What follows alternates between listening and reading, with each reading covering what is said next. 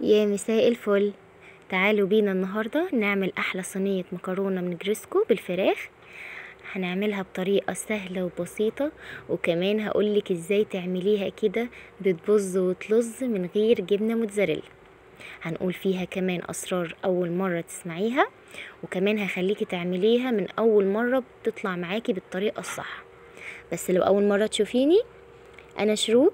ما تنسيش تشتركي في القناة وتشغلي الجرس علشان يوصلك كل جديد، ولايك وشير لو عجبك الفيديو. اول حاجة عندي نص كيلو من صدور الفراخ او ربع كيلو على حسب ما انت عاوزة. هنحطهم في الفود بروسيسور وهنفرمهم كويس قوي. انا عايزاهم يكونوا ناعمين كده. هي خلاص وصلت للقوام اللي انا عاوزاه بالشكل ده. هنزل بقى في طاسة سخنة بمعلقة كبيرة من السمنة، وعندي بصلاية كبيرة متقطعة حتت صغيرة، هديها تشويحة كده على السريع وهقلب فيها. وبعد كده هنزل عندي بالفراخ المفروم زي ما انتوا شايفين كده. يدوب بس هقلب فيها تقلبتين 3 وهنزل عليها على طول بالفراخ. هقلب بس الاول الفراخ كويس قوي. اول ما تبتدي ان هي بس تاخد لون هنزل على طول بالبهارات بتاعتي. خدوا بالكم البهارات بتفرق جدا جدا وبتعمل تركايه وطعم حلو قوي. البهارات بقى بتاعتي معلقه صغيره من الفلفل الاسود، معلقه صغيره من السبع بهارات، معلقه صغيره من البابريكا، معلقه صغيره من المرقه بتاعه الفراخ، رشه من جوز الطيب، ونص معلقه من الملح، يعني بما يعادل معلقه صغيره. انا عاوزه هنا المرقه بتاعتي تكون باودر. خدوا بالكم في فرق بين المرقه الباودر والمرقه المكعبات. المكعبات ما بتبقاش حلوه ولا لذيذه في الاكل خالص قد الباودر، فنصيحه مني تشتروا المرقه الباودر. هنقلب فيها كويس قوي لغايه لما احس ان المكونات بتاعتي دخلت في بعضها. بعد كده هنحط ميه السلق بتاعه المكرونه. عندي هنا استخدمت مكرونة ريجانا. دي المكرونة العريضة، دي افضل مكرونة تستخدموها للنجرسكو، بخلاف المكرونة الاسباجيتي اللي هي التانية الرفيعة. عندي هنا المية خلاص ابتدت تغلي، حطينا في المية شوية زيت مع نص معلقة من الملح، وهنزل بالمكرونة بتاعتي.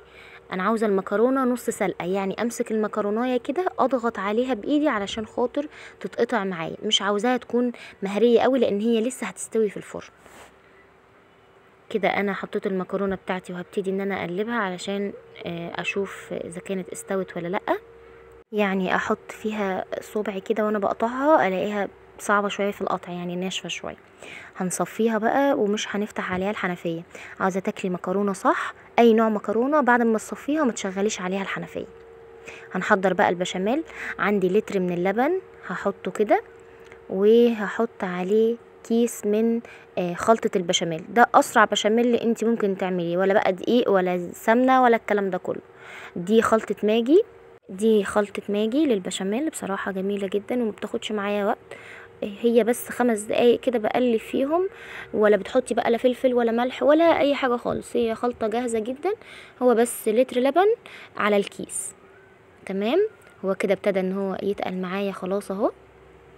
هنجهز بقى في الصينية بتاعتنا. هنحط طبقة من البشاميل زي معلقة كده كبيرة، وهبتدي ان انا انزل بالمكرونة. هحط كمية كويسة كده من المكرونة، وبعدين هقلبها في البشاميل علشان الطبقة الاولى تاخد من البشاميل. هزود كمان شوية بشاميل لان حسيت ان هما شوية. زي ما انتوا شايفين كده انا بدخل كده كل البشاميل مع المكرونة في بعضها. وزي ما قلت لكم المكرونه اللي هي العريضه دي بتفرق جدا في الطعم عن المكرونه الاسباجيتي التانية رفيعه. هبتدي اقلبهم بالشكل اللي انتوا شايفينه ده، وهنزل بطبقه من البشاميل، وبعدها هجيب الفراخ بتاعتي اهي.